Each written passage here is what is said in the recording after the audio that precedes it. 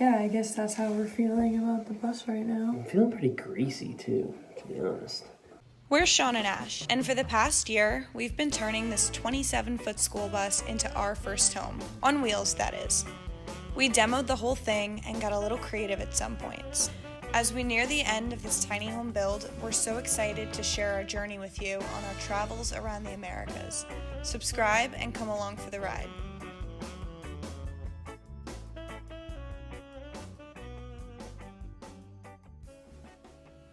I'll go with you to the store. To Lowe's? I don't even want to go. What? Are you for real? Wait, really? Because that makes me happy, the thought of that.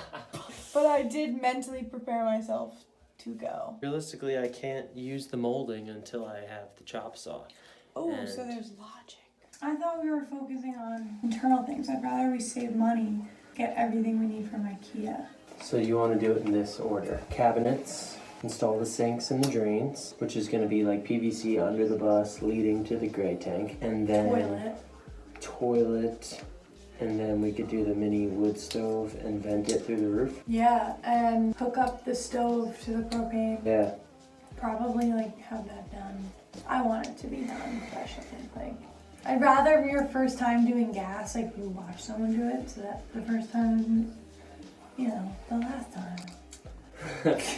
I want us to pretend we actually like have a deadline and we have to do whatever we have to do in a specific order. Pretend it's an emergency. Right. You have to get this thing registered and you like get it out of the state of Florida. That's the mentality that we're going for. That's how we feel about First the bus step. right now.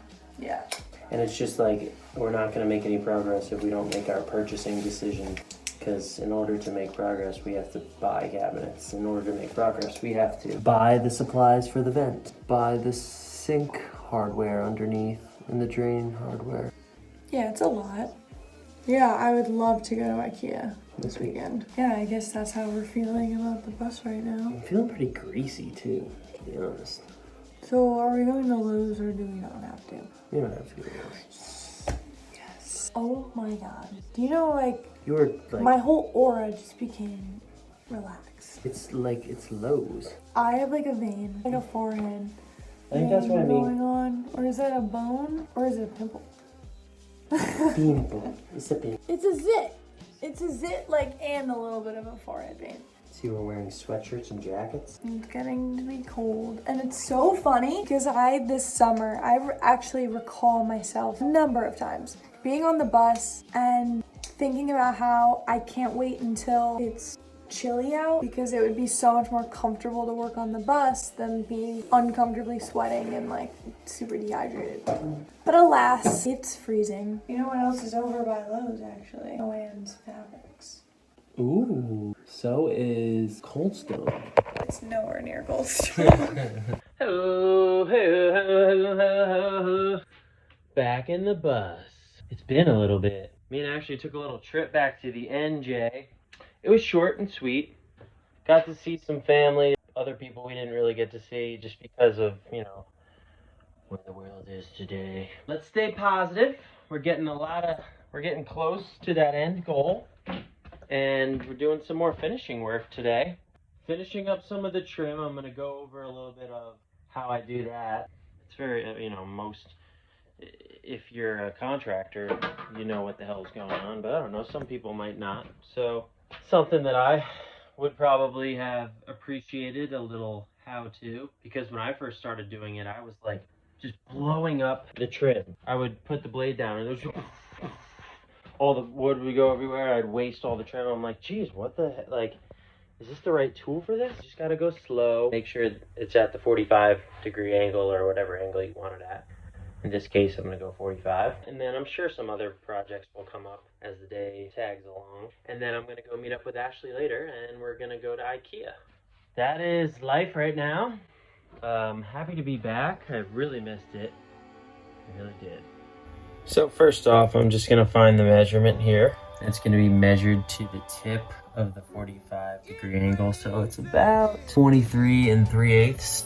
And I'm going to do this one as well. And then I'm going to get to these smaller windows and probably the one in the back too. Vintage setup here on this what looks to be ancient saw, but it works like a charm. Cut this at a 45-degree angle. So what you do, I'm sure all saws are a little bit different.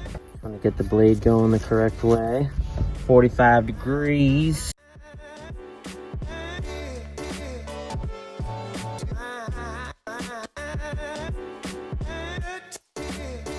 Got this seal that this outdoor storage compartment.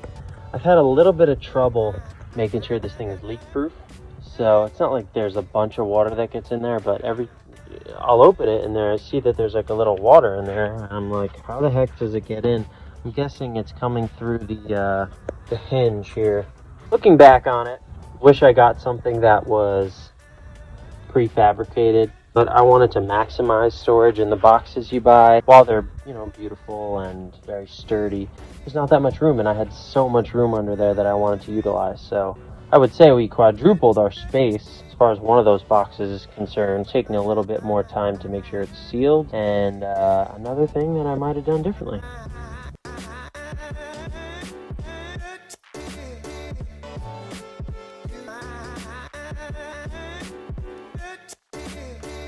Also, we're almost at the point where we can start putting our wood on here because I safely secured those boxes. We're gonna have a hinged door here. I think you knew that already. It's a lot to do, but things are coming together. The next project we have is installing an outlet box on the side of this box. I'll trace this box. I'll probably put it, I'm debating having it come from underneath, but I'm not sure what direction I'm gonna go yet.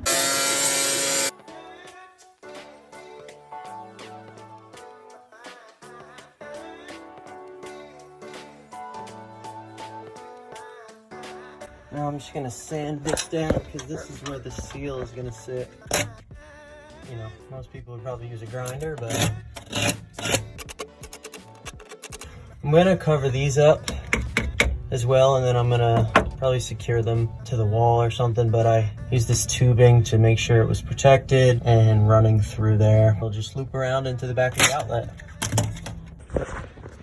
All right, so, got the two lines coming down from under the bus, and I gotta check which one is the line and then which one goes to the load per se. But this is obviously not it, so let's check this one. Oh, there we go. It's not a great connection, that's why it doesn't say 20, but so that's my hot line. Cool. Science. A little progress. I have the box sticking out of the side, obviously the wires are sticking out. It's in there nice and tight. Be able to seal everything, but you know, nothing's gonna get wet in here. The outlet is installed. All the wires are in at least. Shaboom.